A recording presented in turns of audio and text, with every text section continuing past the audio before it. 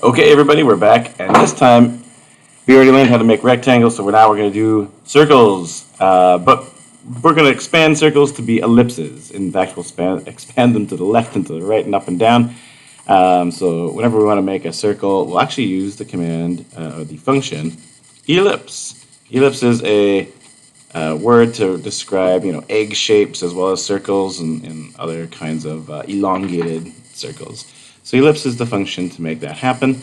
And just like a rect, we are going to have arguments for this function. It's going to have an x and a y coordinate followed by a width and a height. If you make the width and the height, you'll get a circle. Oh, sorry, I missed a word there. If you make the width and the height the same, you'll get a circle, because that's the definition of a circle.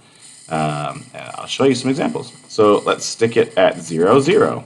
And I'll make it 50 by 50, just like our previous example with the rectangle. You'll notice there's something different here, though, about the ellipse. Check it out. Oh, it looks like, the ellipse is only a semicircle. And the reason is because the xy coordinates for any ellipse describe the center of the ellipse, not the top left corner, since ellipses don't have corners. So that's a difference between the rect and the ellipse function that you got to get used to. So that means if I stick this at 300, 300, we'll actually, 300 by 300, we'll actually get that ellipse directly in the center of the screen of our graphics window. Its center is lined up at the center of this window. So we can also change the width of things. And if we change the width, notice that it'll expand to the left and the right. So it grows outwardly, unlike a rect. I can do the same thing with the height as well. I can expand it and get all sorts of interesting shapes that are rounded.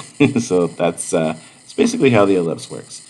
And you're going to notice that this xy width height kind of pattern is something you'll see quite a bit in other functions, and we'll be using it as well for things that we create. Just notice that sometimes what the xy describes is different from one function to the next, and how the width and height are displayed changes from one function to the next. So go ahead and try and draw a few ellipses on the screen and see what you can do to spice that up and make that interesting. Thanks, everybody.